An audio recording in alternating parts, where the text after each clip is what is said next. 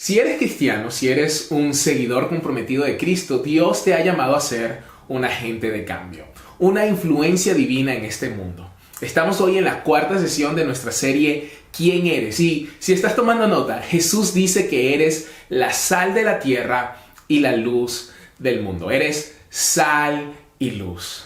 Ser sal y luz no es algo opcional. Jesús dijo que somos la sal de la tierra y que somos la luz del mundo. Jesús no dijo que puedes llegar a ser o que tienes el potencial de ser. Él afirmó que lo eres. Todo el que haya confiado en Cristo para su salvación y haya nacido de nuevo es la sal de la tierra y la luz del mundo. Y esta es una gran declaración, una muy importante. Pero, ¿qué significa? Lo primero es que donde quiera que haya sal y luz, esos dos elementos van a cambiar su entorno. Jesús les estaba diciendo a sus discípulos, ustedes van a generar un impacto, van a ser de influencia en este mundo. Y quiero que te des cuenta durante toda esta serie quién eres en Cristo, para que sepas qué tienes que hacer.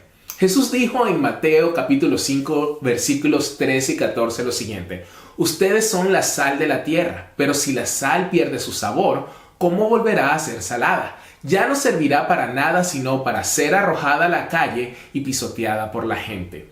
Ustedes son la luz del mundo, una ciudad asentada sobre un monte no se puede esconder.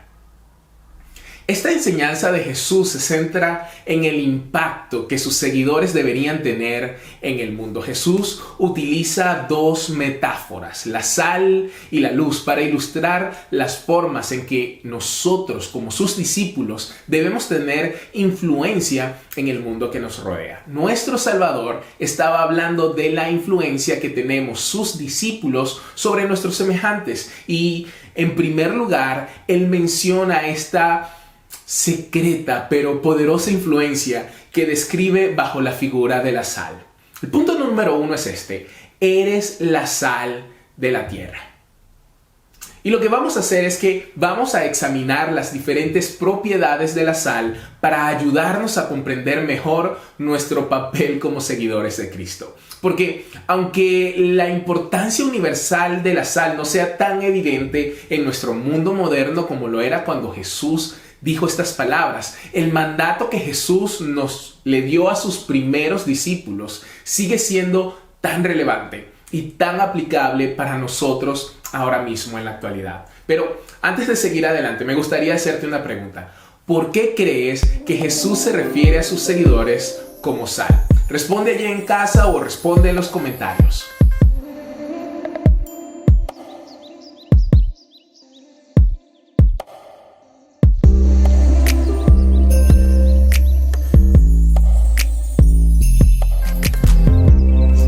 ¿Cuáles son las características de la sal que hicieron que el Señor la usara en este contexto?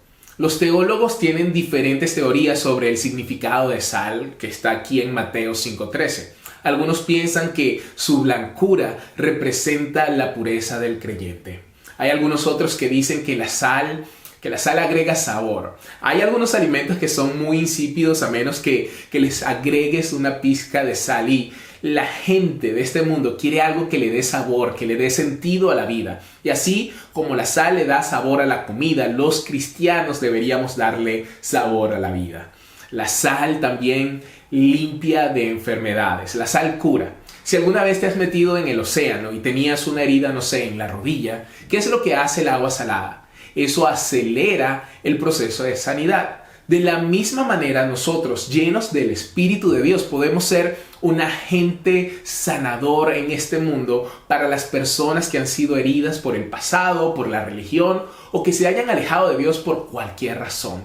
Tú eres la sal de la tierra. La sal se puede usar con fines medicinales para matar bacterias, pero cuando lo haces, eso pica cuando se aplica. Y nosotros no deberíamos ofender con nuestra verdad, pero tampoco deberíamos diluirla. Colosenses 4:6 dice: sea siempre tu palabra con gracia, sazonada con sal.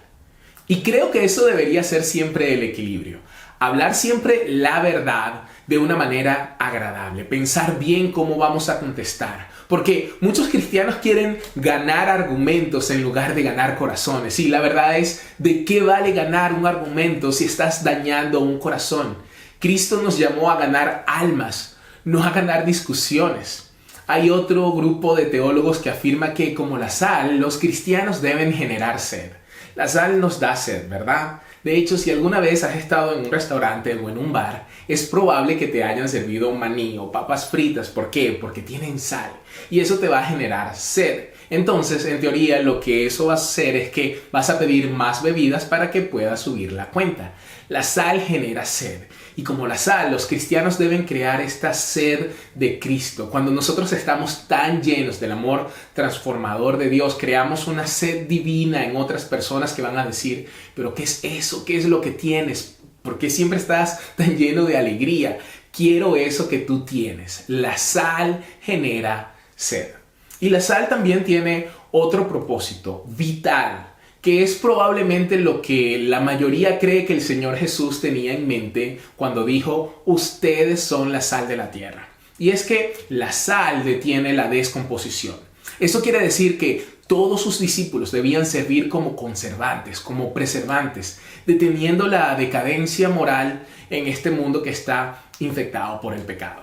Estos primeros discípulos de seguro estaban familiarizados con esta función de la sal, porque en una época donde no habían refrigeradores, en medio del desierto, todo ese pescado que capturaban se iba a echar a perder y se pudriría rápidamente a menos que estuvieran empacados en sal. Una vez que eran salados, ¿verdad? El pescado podía almacenarse de forma segura y utilizarse cuando fuera necesario. Así que los cristianos, como la sal, deben inhibir el poder del pecado para destruir vidas, contrarrestar la corrupción que hay en este mundo. Los cristianos debemos ser ejemplo en comportamiento, comportarnos de manera diferente, tratar a las personas de manera diferente. Nosotros debemos ser los primeros sanando a los enfermos, sirviendo a la ciudad, ayudando a los oprimidos. Cristo siempre insistió en el amor y en el servicio, en la humildad y en la entrega. Y en lugar de tener una actitud de superioridad o incluso una actitud de víctima, debemos reconocer que tenemos la oportunidad para que el evangelio sea proclamado y al ser proclamado también puede ser recibido. Sin embargo, una característica de la sal que muchas veces pasa desapercibida y es de la que te quiero enseñar hoy es que la sal es común. La sal no es rara, la sal no es difícil de encontrar. Y no es que la gente de esta época no estuviera tan familiarizada con la sal como nosotros. Todo lo contrario. La verdad implícita en este pasaje es que Dios usa a gente común y corriente para hacer su obra, para hacer su voluntad. Te pregunto algo. ¿Alguna vez te has sentido demasiado pequeño o insignificante para marcar la diferencia? Dios nos llama y nos usa incluso, o mejor dicho, especialmente en medio de nuestras luchas y de nuestro pecado. Y no lo hacemos solos. La gracia de Dios es más grande de lo que creemos. Es más grande de lo que nosotros podemos comprender. Es a través de esa gracia y del poder del Espíritu Santo que tú y yo podemos vivir, que tú y yo podemos amar y que podemos actuar. Si miramos en la Biblia, creo que la Biblia está llena de ejemplos. Abraham, el padre de la fe, no venía de una familia que servía a Dios. ¿O qué tal Moisés? No era alguien articulado ni talentoso, sin embargo fue la persona que Dios escogió para liberar a su pueblo. O tal vez te consideran el más pequeño de tu familia, como David. ¿Y quién se convirtió David? Se convirtió en el gran poderoso rey David. Así que anímate. El mismo Dios que estaba obrando en medio de todos estos personajes es el que produce en nosotros tanto el querer como el hacer para así cumplir su voluntad. Así que a Dios le encanta usar gente común para lograr sus propósitos. Él no depende de tu talento para cumplir su voluntad, más bien nos ha invitado a todos nosotros a ser parte de su gran historia. Y te voy a dar una tarea. Esta noche vas a tomar unos minutos para meditar en 1 Corintios capítulo 1 versos 26 al 31. Esos fueron los versículos que me hicieron entender que Dios me podía usar. Y mientras meditas en esto, quiero que le agradezcas a Dios por seguir y salvar a gente e invitarnos a ser parte de lo que Él está haciendo en todo el mundo. Y cuando lo hagas, pídele a Dios que te use con tus dones y con todas esas cosas que parecen descalificarte, y que Él use todo eso para su gloria. Dios a menudo elige usar a aquellos que no son sabios de acuerdo con las normas terrenales, a los que parecen débiles para lograr su propósito. Y la última característica de la sal es que la sal tiene valor. En nuestra cultura, tal vez no creas que la sal sea valiosa, porque ahora la sal no es cara y es muy fácil de encontrar en cualquier supermercado, pero la sal es esencial para la vida. La sal era un bien muy preciado para las personas que estaban presentes cuando Jesús pronunció estas palabras. La sal era tan valiosa en los tiempos bíblicos que a los soldados romanos a menudo se les pagaba con sal. De hecho, de aquí es de donde se obtiene la palabra salario. De la sal, el obrero es digno de su salario. La implicación aquí es que como seguidores de Cristo, puede que seamos comunes y corrientes, pero somos valiosos. Se nos ha dado el maravilloso privilegio de ser la sal de la tierra. Pero Jesús nos dio una advertencia. La segunda mitad de Mateo 5, versículo 13 dice: pero si la sal pierde su sabor, ¿cómo volverá a ser salada? Ya no servirá para nada sino para ser arrojada a la calle y pisoteada por la gente. Jesús no dijo que podemos perder nuestra salvación. Él dijo que nosotros podemos perder nuestro sabor. Cuando la sal se contamina, se vuelve corrosiva y venenosa. La sal, cuando está contaminada, ni siquiera se puede usar como fertilizante en el campo, por lo que debe ser tirada en la carretera. Y si nosotros hemos permitido que la desobediencia, el descuido, la indiferencia, la falta de amor gobiernen nuestras vidas, nos hemos convertido en sal contaminada y hemos perdido nuestra salinidad, nuestro sabor. Así que necesitamos confesar nuestro pecado y dejar que el Señor nos restaure al propósito para el cual fuimos creados y fuimos llamados. Eres la sal de la tierra. El estar con Jesús genera en ti una influencia sobre las personas que están a tu alrededor, que puede ser más sentida que vista. Es como un puñado de sal que se echa sobre la carne. La carne absorbe su sabor, afecta todo lo que está en contacto con ella, pero es difícil de ver. Para saber si algo está salado o no, necesitas probarlo. Y la influencia de una vida de santidad es una bendición para todos aquellos que entran en contacto con esa persona. Pero debe haber en todo verdadero cristiano un esfuerzo por poseer esta segunda característica, un rasgo manifiesto y visible que cubre un área mucho más grande y se ocupa de la vida real. Número 2, eres la luz del mundo. Eres la sal de la tierra, pero también eres la luz del mundo. La luz es una metáfora del efecto purificador de la verdad de la palabra de Dios sobre las tinieblas del pecado. La luz destruye las tinieblas por donde quiera que pasa. La luz es visible y la vida cristiana debe ser vivida públicamente, al aire libre, a la luz de los hombres. No podemos ser como esa película dominicana, un cristiano de la secreta. No podemos ser agentes secretos. De hecho, en el versículo 14, Jesús continúa diciendo esto: ustedes son la luz del mundo. Una ciudad asentada sobre un monte no puede ser escondida.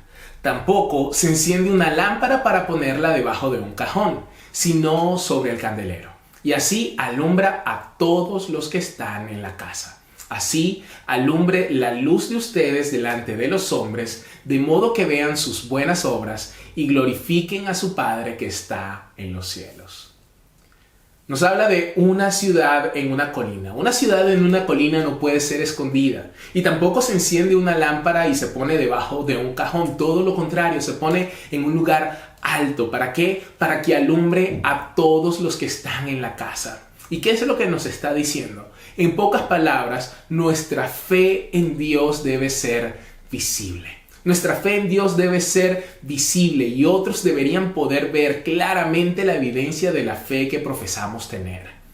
Nuevamente, en este contexto, lo que Jesús estaba hablando, todos lo estaban entendiendo. En un hogar de esta época no había energía eléctrica, así que al final del día ellos tendrían que encender una lámpara. me parece tan significativo que Jesús compare a sus seguidores con una lámpara, porque en tiempos bíblicos las lámparas, a que no sabes de qué estaban hechas de arcilla. ¿Recuerdas lo que le decía en la sesión 2? Que Dios es el alfarero y nosotros somos la arcilla. Y estas lámparas se llenaban de aceite, se les colocaba una mecha en un extremo que tocara el aceite y la lámpara brillaba cuando se encendía la mecha, pero era el aceite de la lámpara la fuente de la luz. La lámpara solamente era un envase, un recipiente donde se guardaba la fuente de luz. La lámpara por sí sola no podía generar luz. Y de la misma manera, nosotros como seguidores de Jesús no somos la fuente de luz, sino que solamente somos el envase, la lámpara que la contiene. ¿Qué te parece esto? Que Cristo mismo nos llame como Él se llamó a sí mismo. Juan capítulo 8, versículo 2. Estas son las palabras de Jesús. Dice, Jesús les habló otra vez a los fariseos diciendo, yo soy la luz del mundo. El que me sigue nunca andará en tinieblas, sino que tendrá la luz de la vida. Durante mucho tiempo me consideré incapaz de ser luz, de dar luz a todos en la casa. ¿Por qué? Porque conozco muy bien mis debilidades, veo la oscuridad que hay en mí y me pregunto, ¿cómo puedo dar luz a alguien? Lo que pasa es que pensé que la luz que se suponía que debía dar era la luz de mi propia perfección. Pensé que necesitaba arreglar primero mis cosas antes de poder ministrar la vida de otra persona, y debido a esta idea errónea, por mucho tiempo no pude experimentar la vida abundante que proviene de ser usado por Dios. La verdad de las Escrituras es que Dios no nos está llamando a que ministremos desde nuestra propia perfección. Él no nos está llamando a resolver todo en nuestra vida antes de que podamos ser usados por Él. La declaración más poderosa que tú y yo podemos hacer para aquellos que aún están en oscuridad o en tinieblas es que nosotros mismos estamos en un estado de necesidad, estamos en un estado de desesperación. Necesitamos ser atendidos por un Salvador, por un Padre amoroso. Y déjame decirte esto, cuando el mundo ve nuestra fachada de perfección, cuando nos ve aparentando que todo está bien, saben de inmediato que no eres un cristiano real. Pero cuando vivimos con el coraje de ser verdaderamente vulnerables, honestos, como cartas abiertas al mundo, abrimos nuestras vidas para que aquellos que están en la oscuridad vean la luz de Dios que brilla a través de nosotros. Y esta es la verdad, que Dios, en su infinita gracia y misericordia, nos encuentra, nos ama y decide habitar, decide caminar con hombres y mujeres débiles que están desesperados. Dios no nos está llamando a compartir con el mundo nuestra propia perfección. Él te está llamando a ser simplemente quien realmente eres, a encontrarte en su bondad, en su amor y a compartir con el mundo la esperanza llena de gracia que tenemos todos nosotros en Cristo Jesús. Así que te animo. Hoy, tómate un tiempo para simplemente dejar que Dios te ame. Permítele que Él te moldee, que Él te dé forma, que seas como un niño que experimenta plenamente el amor de su Padre. Y desde ese lugar donde te sientas amado, tal como eres, abre tu vida y ama a los demás como te han amado a ti. Vive hoy abierta y honestamente ante Dios y ante los hombres. Abre tu vida a los que están en tinieblas para que ellos puedan ver la luz de la gloriosa gracia de Dios. Y empieza a vivir como lo que eres, como la luz del mundo, iluminando el camino hacia el corazón de Dios, para que todos los que te rodean experimenten ese gozo, esa pasión y el propósito que proviene de ser usado por Dios. Ahora, quiero que respondamos dos preguntas.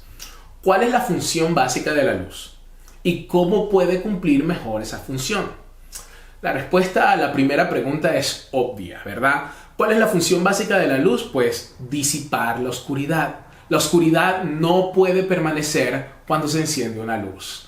Y la respuesta a la segunda pregunta se encuentra en las propias palabras de Jesús. Jesús dice, ustedes son la luz del mundo. Una ciudad que está sobre un monte no puede ser escondida. Y después dice, tampoco se enciende una lámpara para ponerla debajo de un cajón, sino sobre el candelero, para que así alumbre a todos en la casa.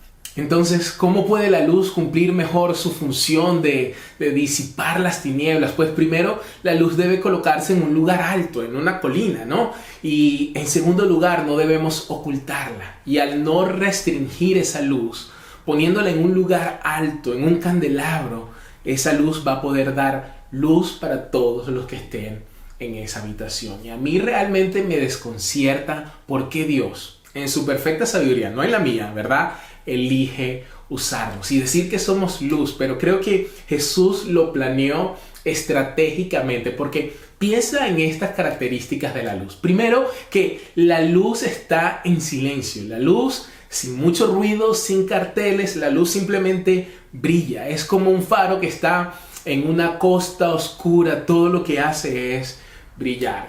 Y está allí brillando, y también la luz da dirección. Sin palabras, sin sermón, Jesús dice que otros van a ver tus acciones, las acciones de un cristiano. Jesús no dice nada de que aquellos que no creen en nosotros escuchen lo que dice un creyente. Dice que van a ver. Y eso me lleva a la tercera característica. La luz atrae la atención. No tienes que pedirle a la gente que te mire cuando enciendes la luz en una habitación que está oscura. Eso sucede automáticamente. Así que si eres cristiano y eres parte de, no sé, de un equipo deportivo lleno de gente que no es cristiana, eres luz en la oscuridad. Si eres una familia cristiana en un vecindario no cristiano, eres luz en medio de las tinieblas. Lo mismo es cierto si eres la única enfermera cristiana en el piso donde trabajas, o el único estudiante en tu escuela, o el único profesional en tu empresa, o el único vendedor en la ciudad. Tú eres la luz en las tinieblas. Eres alguien que está siendo visto, vigilado, alguien que emite luz sin siquiera decir una palabra. Me encantan las palabras de Francisco de Asís. Predica el evangelio en todo momento y solo si es necesario, usa palabras. Que nuestra vida hable por sí sola del evangelio, que sepa a evangelio, que desprenda ese olor agradable de las buenas noticias, y si fuera preciso, solamente si lo necesitamos, usemos palabras para dar razón de nuestra fe y de las maravillas que Dios ha hecho y seguirá haciendo en nosotros. Deja brillar tu luz. No intentes mostrar lo brillante que es, solamente brilla. Al principio, los que viven en la oscuridad pueden que detesten la luz, pero no te preocupes, aún así ellos se van a sentir atraídos a esa luz. Las comunidades rurales como a las que Jesús se dirige en Mateo 5 sabían muy bien lo cegadora que era la oscuridad. Sin embargo, el resplandor de una ciudad en la distancia podría dar a aquellos que vivían en oscuridad total en medio de la noche un sentido de dirección y orientación. Y Jesús nos llama a ser esa luz, la luz del mundo. Y porque eres la luz del mundo, ¿qué debes hacer? Jesús dijo: así alumbre la luz de ustedes delante de los hombres, de modo que vean sus buenas obras y glorifiquen a su Padre que está en los cielos. Hay un propósito claro. Número 3, eres sal y luz para cambiar vidas. En el capítulo 16 del libro de Hechos les mostraré mi ejemplo favorito de esto. 2 hombres, quienes con su vida de ser sal y luz impactaron a cualquiera que estaba cerca de ellos. Sus nombres eran Pablo y Silas. Ellos habían sido transformados, milagrosamente transformados por Cristo. Así que donde quiera que iban, ellos le contaban a la gente acerca de Jesús. Y a las autoridades religiosas no les gustaba lo que ellos estaban haciendo y dijeron: esto tiene que parar. Así que los arrestaron, los golpearon una y otra vez, pero ellos simplemente no se detenían, seguían predicando. Y en esta porción de la Biblia que vamos a leer, se nos cuenta que básicamente los desnudaron, los azotaron y los metieron en prisión. Pero yo quiero que ahorita, antes de leer esto, hagas una pausa y te metas en el papel. Quiero que hagan una pausa y por un momento piensen en lo malo que realmente fue este día para ellos. Los desnudaron, imagínate eso, en público, les quitan la ropa, Luego los golpean, los azotan. Y es muy probable que lo hayan hecho, que hayan sido azotados 39 veces en la espalda con un látigo que tenía vidrio y piedras incrustadas diseñadas para rasgar tu cuerpo. Desnudos, azotados, y luego los meten en un calabozo y toman sus piernas, algo así como lo harías con el huesito de los deseos. No sé si sabes ese huesito de pollo que agarras y lo rompes. Bueno, pues agarraban tus piernas y las extendían lo más que podían, y eso empezaba a generar dolores y calambres en tus piernas, y lo usaban como una tortura. Así que era un día muy, muy malo. ¿Y qué crees que estaban haciendo Pablo y Silas después de este día? Bueno, la escritura nos dice en Hechos capítulo 16, versículo 25, a la medianoche Pablo y Silas oraban y cantaban himnos a Dios mientras los presos los escuchaban. Y esto, no sé a ti, pero esto es asombroso para mí. Ellos sabían quiénes eran y simplemente estaban dejando brillar su luz. Y esto es lo que sucedió. Mientras su luz brillaba, en el versículo 26 dice que de pronto hubo un terremoto tan violento que los cimientos de la cárcel se estremecieron. Al instante se abrieron todas las puertas y las cadenas de todos se soltaron. El carcelero se despertó, estaba durmiendo en el trabajo, y cuando vio abiertas las puertas de la cárcel, sacó su espada y quiso matarse, pues pensaba que los presos habían huido. Ahora puedes pensar, ¿pero por qué iba a hacer eso? ¿Por qué se iba a matar? Y es porque sabía muy bien que si algún preso se escapaba por cualquier motivo, él iba a ser ejecutado públicamente, y él no quería pasar por eso. Así que pensó, bueno, mejor hago esto yo mismo. Pero en el versículo 28, mira lo que dice: pero con fuerte voz Pablo le dijo, no te hagas ningún daño, todos estamos aquí. Y para mí esta historia es tan asombrosa, porque déjame decirte, si Dios hiciera algo así por mí, las posibilidades serían bastante grandes de que en el momento en que pase el terremoto y las cadenas se rompen, yo me iría de esa prisión. Ese carcelero fue el que me puso en la cárcel en primer lugar, ¿sabes? Él fue el que me abrió las piernas, él fue el que me hizo pasar por todo esto malo. Él es el malo, él es la oscuridad. Yo me voy de aquí. Y lamentablemente esto es lo que hacen tantos cristianos hoy. Miran a la gente y se van. Oh no, oscuridad, música circular, bebida, alcohol, lleva tatuajes, tiene el pelo largo, son pecadores, y corren. No. La oscuridad no es algo de lo que huimos. Cuando eres luz, brillas en medio de la oscuridad. Y eso es lo que Pablo y Silas hicieron. Se quedaron y le dijeron al carcelero que podrían haber querido ver lastimado. Oye, ¿sabes qué? No te lastimes. Todavía estamos aquí. ¿Y qué hicieron? Mostraron amor. Eso es lo que hicieron. Eso es ser sal y luz. Mostrar amor al otro con el amor del evangelio. Un increíble acto de amor. Y yo sé que algunos de ustedes probablemente pensarán, bueno, está bien, Carlos, yo quiero ser sal y luz, pero es que aún yo no sé lo suficiente. Necesito saber más de Dios antes de poder hacerlo. Pero la verdad es que la mayoría de personas no les importa cuánto sepas acerca de Dios. Ellos quieren saber cuánto te preocupas por ellas. Y cuando te preocupas, puedes ministrar a las personas de una manera tan profunda. Y eso es lo que Pablo y Silas estaban haciendo aquí.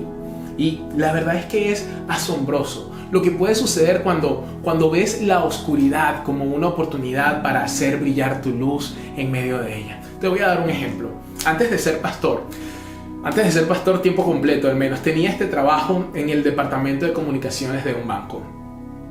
Sabía que yo tenía un llamado de Dios, pero nadie me estaba llamando, entonces tenía que trabajar. Así que yo estaba bien emocionado por estar en este lugar, en un lugar bien profesional, y pensé que, bueno, por lo menos aquí iban a haber menos tentaciones. No era como mi universidad, así que pensé que iba a ser un entorno seguro. Pero la verdad es que regresé a casa al final del primer día de trabajo y le dije a Tibi, mi amor, mira, yo no sé qué voy a hacer, porque allí había gente musulmana, otro es budista, el otro es ateo. De hecho, al final del día me quisieron llevar a un bar y una de las muchachas se me estaba como insinuando, no, yo no puedo trabajar allí, eso es demasiado oscuro. Y ¿sabes lo que ella me dijo? ¿Y no crees que Dios te envió allí porque quiere que marques una diferencia? Y yo estaba como, sí hay. Me olvidé de eso. Y a partir de allí cambié totalmente mi forma de pensar. Y mi esposa y yo decidimos orar por todas esas personas y empezar a escucharlas y empezar a amarlos. Y estuve allí para ellos, para apoyarlos cuando me necesitaban y cuando no. Cuando todos se iban y había trabajo extra, adivina quién se quedó allí para ayudarlos. Yo. Y luego de un periodo de varios meses, recuerdo cuando en un almuerzo me reunieron y me preguntan: Carlos, ven acá, una pregunta. ¿Tú eres cristiano? Y yo, me causa gracia, pero le pregunto por qué. Y ellos me dicen: es que eres tan diferente. Y ese fue el momento donde por primera vez pude abiertamente predicarles con palabras a Cristo. Recuerdo que uno de ellos me dijo: mira, yo me prometí que nunca iría a una iglesia. Me hicieron mucho daño, pero si vuelvo a ir, lo voy a hacer gracias a ti. Mi amiga que creció en un hogar musulmán me ha acompañado a la iglesia cristiana y aunque no es cristiana aún, me ha confesado lo bien que se siente estar en medio de la iglesia. Me llaman para que ore por situaciones difíciles por ello, para pedirme consejos en sus matrimonios o en sus relaciones con sus hijos y han pasado 7 años desde ese momento. A veces la sal y la luz funcionan mejor durante un largo periodo de tiempo y es tan gratificante que después de 7 años la semilla que se sembró está dando fruto. Saber que todo esto sucedió durante un periodo de solamente 10 meses y este no era el pastor Carlos, este simplemente era un compañero de trabajo más, un cristiano que simplemente decidió ser sal y luz. Y eso es exactamente lo que estamos llamados a hacer. Necesitas entender que tu vida es sal y luz y cuando decides serlo, eso cambia vidas. Y eso es lo que sucedió aquí en este capítulo de Hechos 16. Y el versículo 29. Entonces el carcelero pidió que una luz y temblando de miedo corrió hacia adentro y se echó a los pies de Pablo y de Silas. Luego los sacó y les preguntó: señores, ¿qué debo hacer para salvarme? Ellos le dijeron: cree en el Señor Jesucristo y se salvarán tú y tu familia. Y les hablaron de la palabra del Señor a él y a toda su familia. La pregunta más poderosa y más grande que alguien podría hacerte básicamente es esa. Mira, he visto tu vida, he visto tu fe, he visto tu pasión inquebrantable. ¿Qué debo hacer para ser salvo? Quiero lo que tienes. Has creado sed.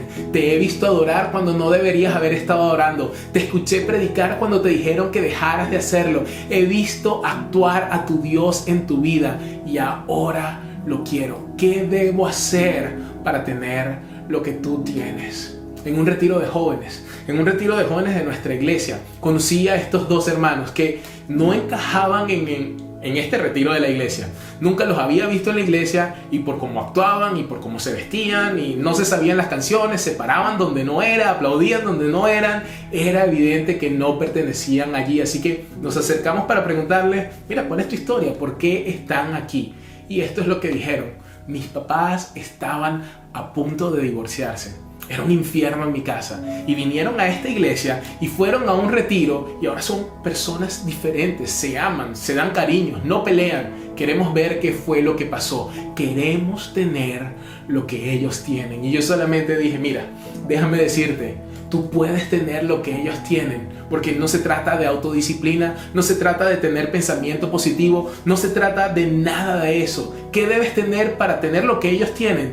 Llama a Jesús, llámalo, cree en el Señor Jesucristo y serás salvo tú y toda tu casa. Invoca su nombre y te convertirás en una nueva creación. Si alguno está en Cristo, es una nueva creación. Las cosas viejas pasaron, ahora todas son hechas nuevas. Llámalo y te convertirás en la obra maestra de Dios, creada en Cristo Jesús para hacer buenas obras que Dios preparó de antemano para que tú las hicieras. Llámalo y serás más que vencedor por la sangre del Cordero y por las palabras de tu testimonio. Llámalo y te convertirás en su embajador, el diplomático de más alto rango de Dios, enviado desde el cielo a la tierra. Te convertirás en la sal de la tierra, en la luz del mundo. Cuando invoques su nombre, nunca volverás a ser el mismo. Y esto sucede cuando lo conoces, no cuando vas a una iglesia. Cuando lo conoces, entonces eres la sal y la tierra. No puedes detenerlo, eso simplemente sucede. Y esto es lo más sorprendente de esta historia con el carcelero.